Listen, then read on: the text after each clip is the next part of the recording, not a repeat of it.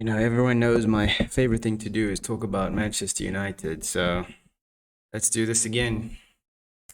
Good morning, YouTube. Welcome back to the show. We're talking about Manchester United again. This time, I've got a different kind of Manchester United fan. Previously, on other videos on this channel, I've had Manchester United fans who have been very against the current managerial regime and very against Ole Gunnar Solskjaer, but this fan is pro Ole Gunnar Solskjaer. I think it's good for people to have different opinions. I think it's good to present different opinions on a football channel. So, yeah, if you enjoy what we have to say, if you enjoy the conversation we have about Manchester United, then please like, share, subscribe, and all those good things. And yeah, enjoy the video.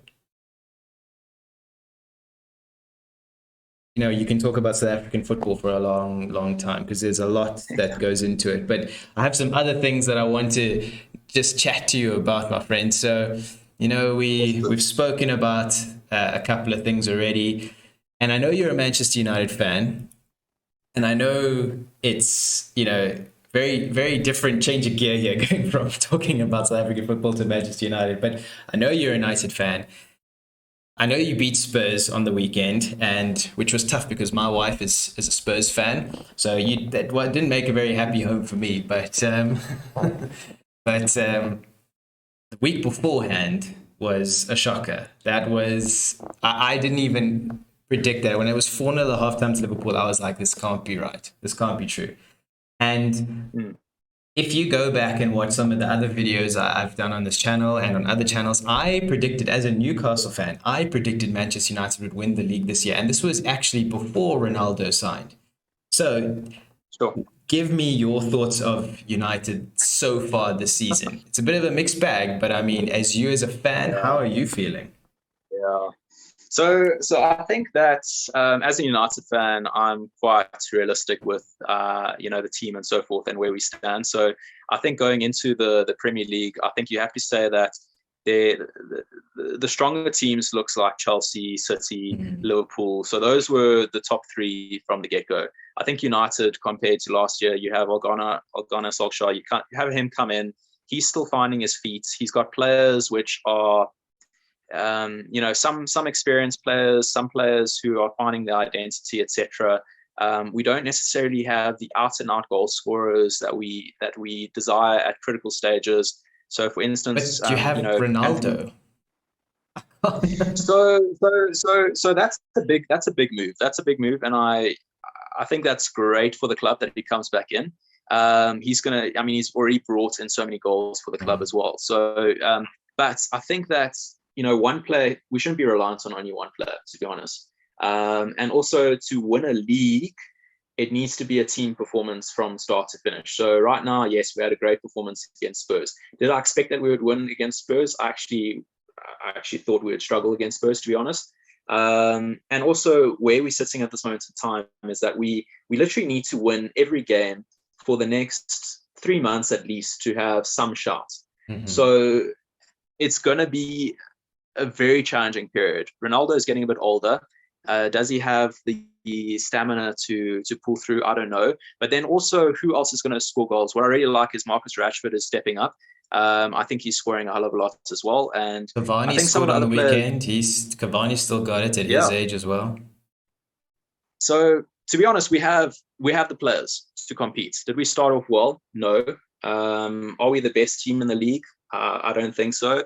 But I'm hoping for the best. Let's see what happens. But if we can make top three, I think that would be incredible. So is that what you want? Top three? I think top three is achievable. Winning the league is going to be tough. If they do it, that would be absolutely epic. But that means that they'll have to be unbeaten for the next 5 months even. Because you look at the other teams that are performing. Liverpool are doing exceptionally well. City always have a large batch of players. So there are these other sides that are competing, and it's going to be tough. I get what you're saying, but when I look at Manchester United and I put them player for player, I think you have a world-class goalkeeper. I mean, if I compare De Gea to the other three, De Gea to Alisson to Edison and to Edward Mendy. I think just as good as them. I think David De Gea can get into those teams. Well, I look at the right back position. I look at Aaron Wan-Bissaka. I think he's a quality right back. He's probably one of the best in the world at what he does in terms of just being an outright defender. And he's actually not that bad going forward either. I think it was a travesty that Southgate didn't pick him for the England team, because statistically we conceded most of our goals down that right-hand side, and he would have shored that up for sure. But my point is that when I go through the United team and I go through it player for player, obviously there are players in better positions in the other clubs. But for me, when I look at them, I think, Man United shouldn't be getting thumped by Liverpool. They shouldn't be struggling to beat West Ham. Okay, I know it was a penalty in the last minute and you just squeezed through, but anyway, you shouldn't be struggling to beat, the teams that historically you've always beaten.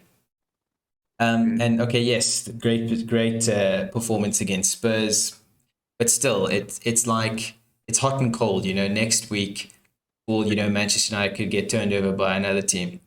But for me, if I compare the team to the other teams around them and the other teams competing for the Champions League, at least, I think you've got a solid team. But the thing is, it's the manager. I don't personally think Ole Gunnar Solskjaer is a very good manager.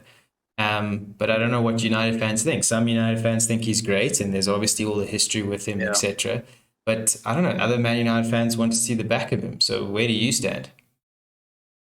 I'm not going to comment too much on the management, to be honest. I think that what I can say from the whole management team and what I've seen, so Ogana, I mean, he's still quite fresh into the scene.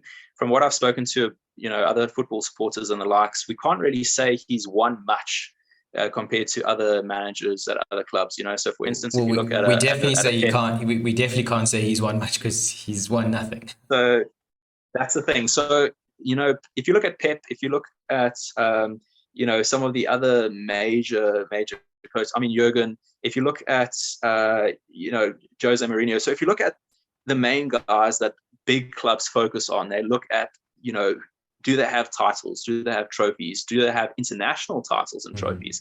So, for instance, if we compare it to our South African head coach, Hugo Broos, I don't know if you know this, but he actually won the African Cup of Nations with Cameroon. So not many people speak about that. He's a trophy winner. Maybe Hugo Broos should be coaching, Manchester United because he's got a better CV. So the thing is, I think, United chose Ogana for a few reasons.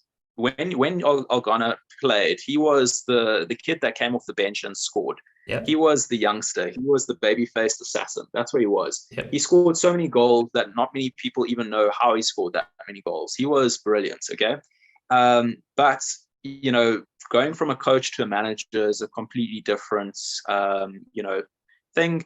And to be honest, I think what United wanted is they wanted someone to come through the ranks, previous United experience, someone who's worked under, Alex Ferguson, someone who has that history, knows what it's like to win seasons, because, it was the 90s and early 2000s. They were cleaning up back then. Yeah.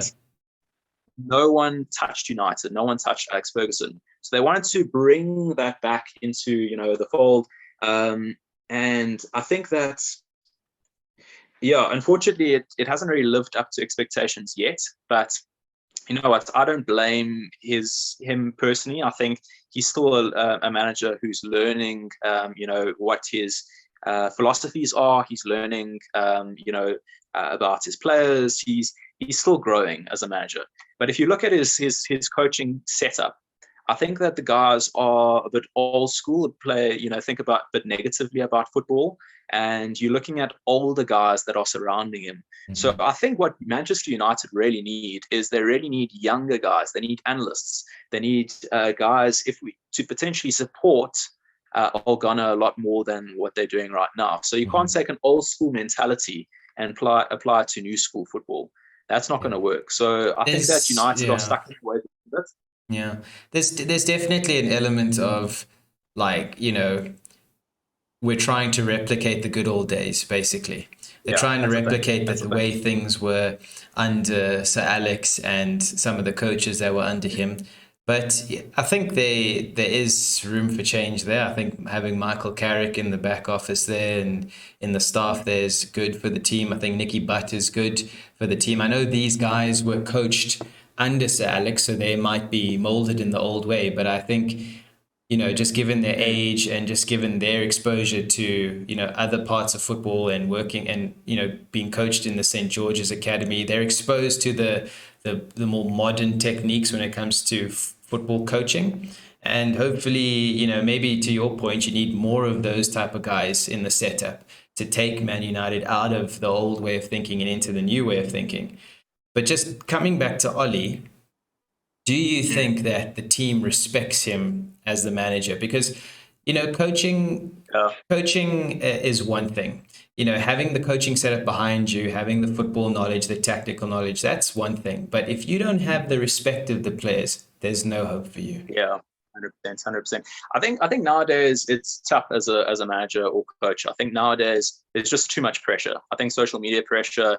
Every single fan is negative. It's the cancel culture. Every loss or every goal you have, you're going to be fired, and every fan says you're going to be fired, which is sad and concerning. So now that translates into the players as well. It's very toxic. Now you have players who listen to the fans. They see their social media pages. Oh, let's get rid of this coach. Let's get rid of this manager. And you know what? Some of them actually end up believing it as well. And then, unfortunately, that creates a very uncertain environment. So I think that coaches and managers don't necessarily get the respect that they need. It's also a very tough job, sometimes a thankless job as well. So I think, they do all this stuff under immense pressure. The pressure is 1,000 times more compared to what it was like 15 years back, with all, everyone providing their voice. And I think that's, do players respect him? I think it's not only the team at United that face an issue of, all the players respecting them. I think there was an issue where a lot of the reserve players had their the bench players, they had their voices to say, look, the manager's not, doing as much, because they weren't getting game time, which is fair. But from what I heard from the other players, I don't know if there's that much of an issue with respect and stuff. However, I think generally just players need to put a bit more respect on their coaches and managers, trust them a bit more. Yeah. That's the only way to do it. I mean, give them respect. If we put less pressure on them, potentially they might perform twice as good or 3 times as good. It's tough to say, but I think there's just too much pressure on them. He definitely has from what I've read, he's got the support from Ronaldo. So that's huge, because I can imagine every player in that dressing room respects Cristiano Ronaldo. I think if you are a player who thinks you are better than Ronaldo, there's something wrong with you, because that man has earned every stripe possible, in my opinion. So if he is in support of Ollie, the other players should follow suit. But I get the feeling that he... we've both worked for companies where we've had different team leaders, and we've been led by different styles of people. And I think his style of leadership, from just what I'm seeing, maybe isn't what United need. I don't think he's firm enough. Not to say that you need to be firm and you need to shout at people. I mean, I could never work for someone like that. And I think Harry Redknapp said it best, that he always got the best out of a player when he put his arm around him instead of kicking him up the arse. So, but I think, Ollie might be too buddy with the players, might be too much of a good guy. And I don't know if that's doing him any justice at the moment. I don't know if that is getting him the respect from the players. They might like him as a friend, but come match day and he's calling the shots. Are they really listening to him?